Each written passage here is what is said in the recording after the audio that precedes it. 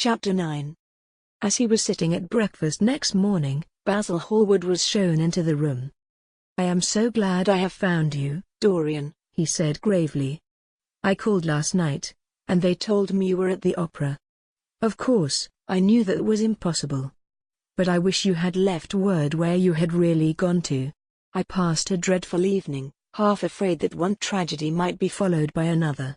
I think you might have telegraphed for me when you heard of it first. I read of it quite by chance in a late edition of _the Globe_ that I picked up at the club. I came here at once and was miserable at not finding you. I can't tell you how heartbroken I am about the whole thing. I know what you must suffer. But where were you? Did you go down and see the girl's mother? For a moment I thought of following you there. They gave the address in the paper. Somewhere in the Euston Road, isn't it? But I was afraid of intruding upon a sorrow that I could not lighten. Poor woman. What a state she must be in. And her only child, too. What did she say about it all?" "My dear Basil, how do I know?" murmured Dorian Gray, sipping some pale yellow wine from a delicate, gold-beaded bubble of Venetian glass and looking dreadfully bored. "I was at the opera. You should have come on there. I met Lady Gwendolen, Harry's sister, for the first time. We were in her box. She is perfectly charming. And Patty sang divinely. Don't talk about horrid subjects. If one doesn't talk about a thing, it has never happened. It is simply expression, as Harry says, that gives reality to things. I may mention that she was not the woman's only child. There is a son, a charming fellow, I believe. But he is not on the stage. He is a sailor, or something. And now, tell me about yourself and what you are painting." "You went to the opera?" said Hallward, speaking very slowly and with a strained touch of pain in his voice. "You went to the opera while Sybil Vane was lying dead in some sordid lodging? You can talk to me of other women being charming, and of Patty singing divinely, before the girl you loved has even the quiet of a grave to sleep in? Why, man, there are horrors in store for that little white body of hers." "Stop, Basil. I won't hear it," cried Dorian, leaping to his feet. "You must not tell me about things. What is done is done. What is past is past." "You called yesterday the past? What has the actual lapse of time got to do with it? It is only shallow people who require years to get rid of an emotion. A man who is master of himself can end a sorrow as easily as he can invent a pleasure. I don't want to be at the mercy of my emotions. I want to use them, to enjoy them, and to dominate them." "Dorian, this is horrible. Something has changed you completely. You look exactly the same wonderful boy who, day after day, used to come down to my studio to sit for his picture, but you were simple, natural, and affectionate then. You were the most unspoiled creature in the whole world. Now, I don't know what has come over you. You talk as if you had no heart, no pity in you. It is all Harry's influence. I see that." The lad flushed up and, going to the window, looked out for a few moments on the green, flickering, sun-lashed garden.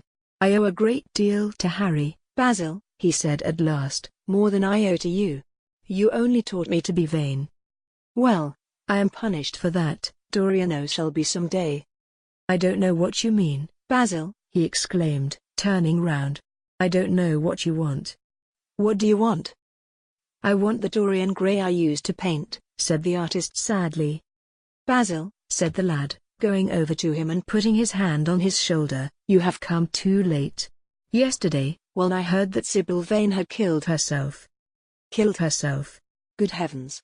Is there no doubt about that?" cried Hallward, looking up at him with an expression of horror. "My dear Basil, surely you don't think it was a vulgar accident? Of course she killed herself." The elder man buried his face in his hands. "How fearful," he muttered, and a shudder ran through him.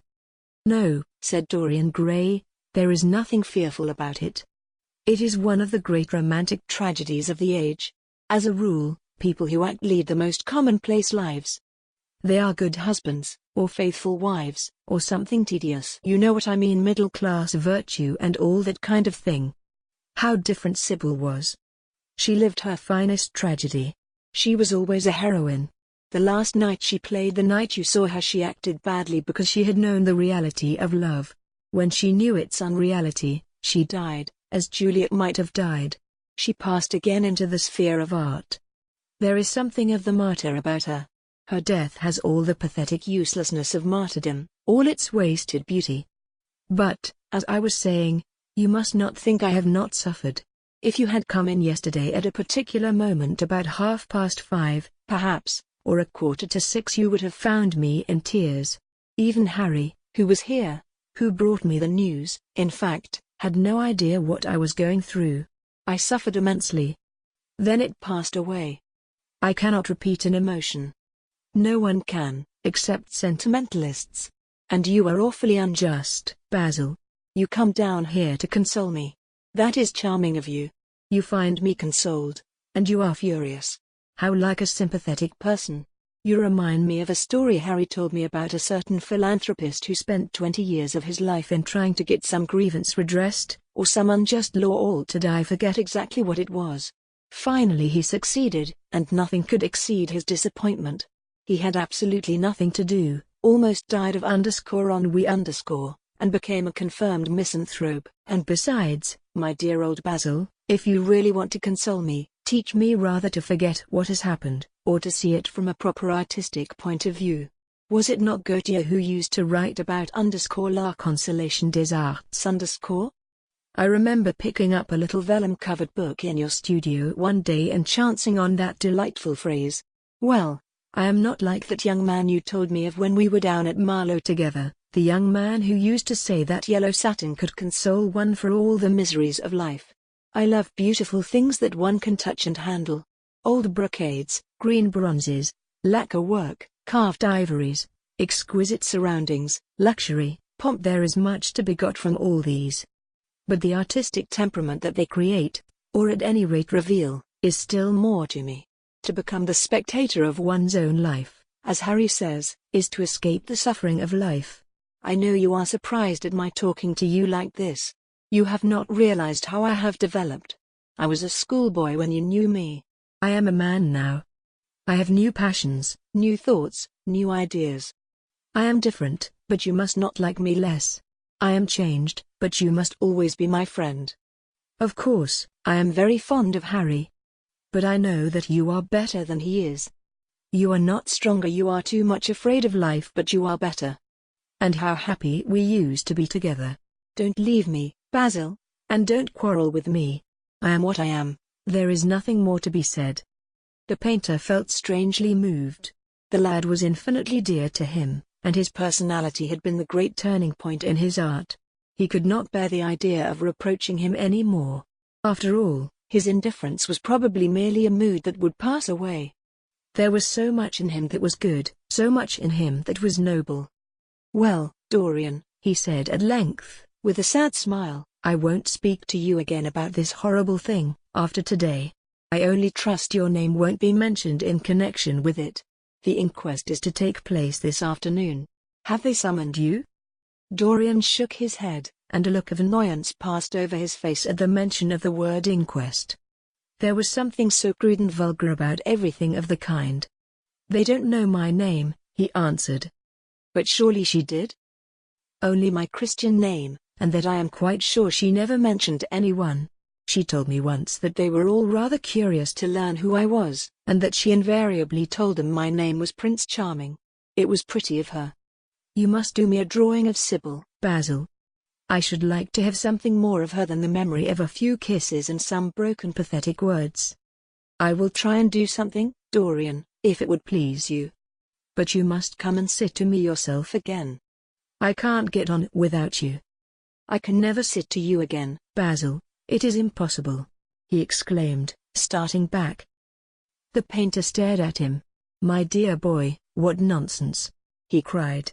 Do you mean to say you don't like what I did of you? Where is it? Why have you pulled the screen in front of it? Let me look at it. It is the best thing I have ever done. Do take the screen away, Dorian. It is simply disgraceful of your servant hiding my work like that.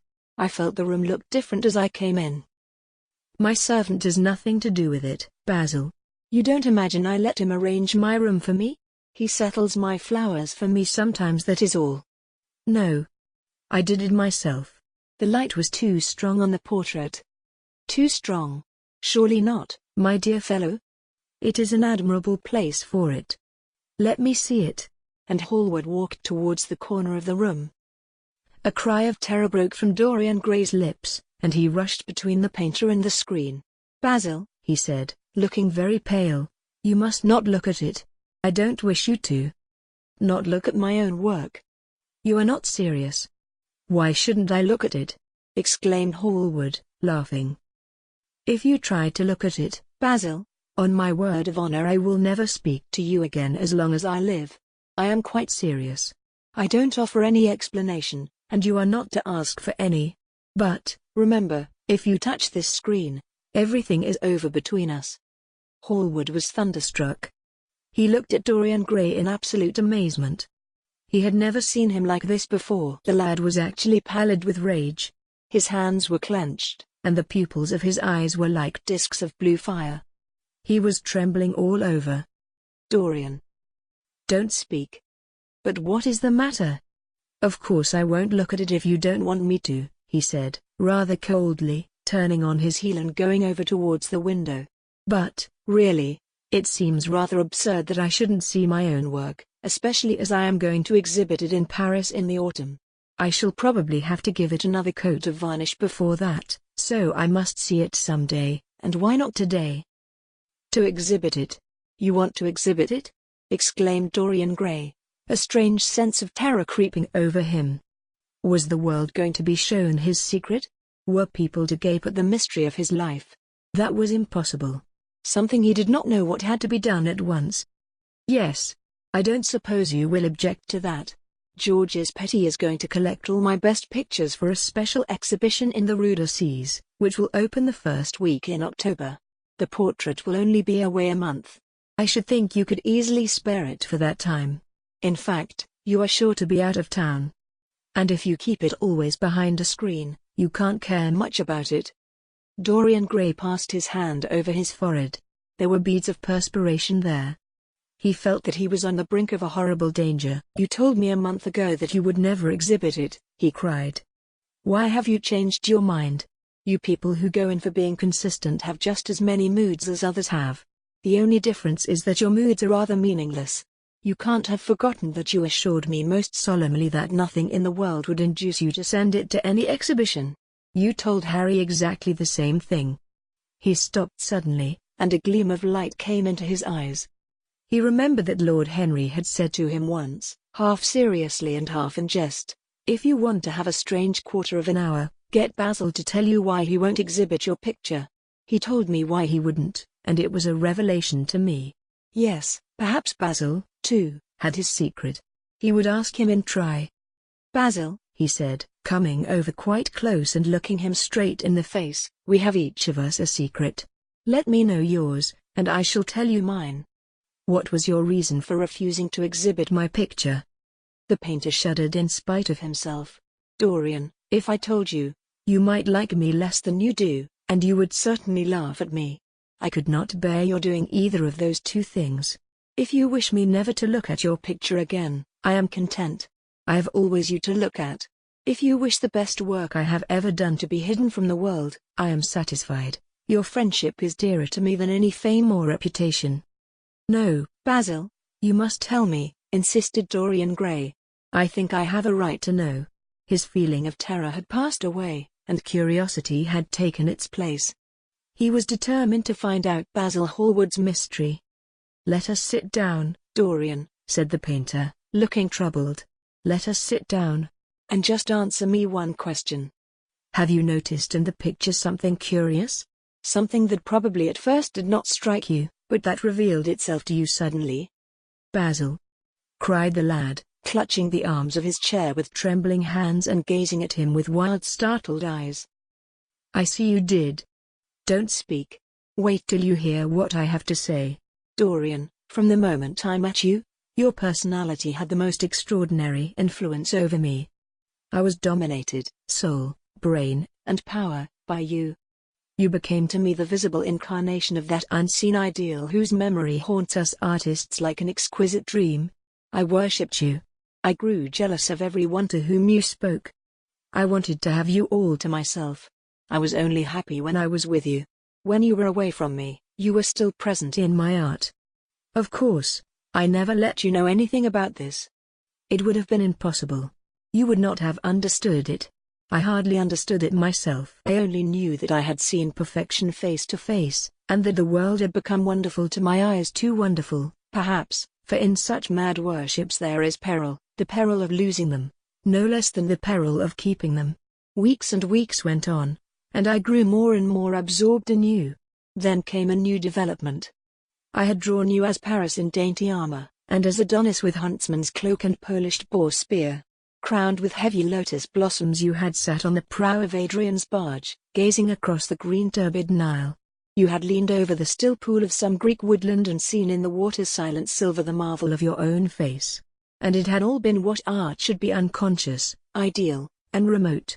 One day, a fatal day I sometimes think, I determined to paint a wonderful portrait of you as you actually are, not in the costume of dead ages, but in your own dress and in your own time.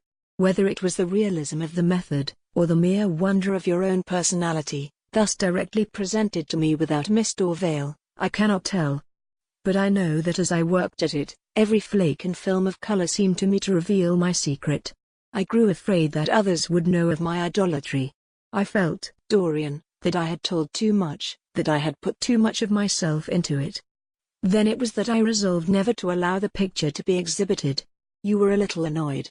But then you did not realize all that it meant to me. Harry, to whom I talked about it, laughed at me. But I did not mind that. When the picture was finished, and I sat alone with it, I felt that I was right. Well, after a few days the thing left my studio, and as soon as I had got rid of the intolerable fascination of its presence, it seemed to me that I had been foolish in imagining that I had seen anything in it, more than that you were extremely good-looking and that I could paint.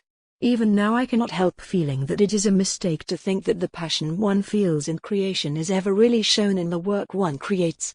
Art is always more abstract than we fancy. Form and color tell us of form and color, that is all. It often seems to me that art conceals the artist far more completely than it ever reveals him. And so when I got this offer from Paris, I determined to make your portrait the principal thing in my exhibition. It never occurred to me that you would refuse. I see now that you were right. The picture cannot be shown. You must not be angry with me, Dorian, for what I have told you. As I said to Harry, once, you are made to be worshipped. Dorian Gray drew a long breath. The color came back to his cheeks, and a smile played about his lips. The peril was over. He was safe for the time. Yet he could not help feeling infinite pity for the painter who had just made this strange confession to him, and wondered if he himself would ever be so dominated by the personality of a friend. Lord Henry had the charm of being very dangerous. But that was all. He was too clever and too cynical to be really fond of. Would there ever be someone who would fill him with a strange idolatry? Was that one of the things that life had in store? It is extraordinary to me, Dorian, said Hallward, that you should have seen this in the portrait. Did you really see it? I saw something in it, he answered, something that seemed to me very curious. Well, you don't mind my looking at the thing now? Dorian shook his head. You must not ask me that, Basil. I could not possibly let you stand in front of that picture. You will someday, surely? Never. Well, perhaps you are right. And now goodbye, Dorian. You have been the one person in my life who has really influenced my art. Whatever I have done that is good, I owe to you. Ah, you don't know what it cost me to tell you all that I have told you. My dear Basil, said Dorian, what have you told me? Simply that you felt that you admired me too much. That is not even a compliment. It was not intended as a compliment. It was a confession. Now that I have made it, something seems to have gone out of me. Perhaps one should never put one's worship into words. It was a very disappointing confession. Why, what did you expect, Dorian? You didn't see anything else in the picture, did you? There was nothing else to see? No. There was nothing else to see. Why do you ask? But you mustn't talk about worship. It is foolish. You and I are friends, Basil, and we must always remain so. You have got Harry, said the painter sadly. Oh, Harry! cried the lad, with a ripple of laughter. Harry spends his days in saying what is incredible and his evenings in doing what is improbable. Just the sort of life I would like to lead. But still I don't think I would go to Harry if I were in trouble. I would sooner go to you, Basil. You will sit to me again? Impossible. You spoil my life as an artist by refusing, Dorian. No man comes across two ideal things. Few come across one. I can't explain it to you, Basil, but I must never sit to you again. There is something fatal about a portrait. It has a life of its own. I will come and have tea with you. That will be just as pleasant. Pleasanter for you, I am afraid, murmured Hallward regretfully. And now goodbye. I am sorry you won't let me look at the picture once again. But that can't be helped. I quite understand what you feel about it. As he left the room, Dorian Gray smiled to himself. Poor Basil. How little he knew of the true reason. And how strange it was that, instead of having been forced to reveal his own secret, he had succeeded, almost by chance, in wresting a secret from his friend. How much that strange confession explained to him. The painter's absurd fits of jealousy, his wild devotion, his extravagant panegyrics, his curious reticences. He understood them all now, and he felt sorry. There seemed to him to be something tragic in a friendship so colored by romance. He sighed and touched the bell. The portrait must be hidden away at all costs. He could not run such a risk of discovery again. It had been mad of him to have allowed the thing to remain, even for an hour, in a room to which any of his friends had access.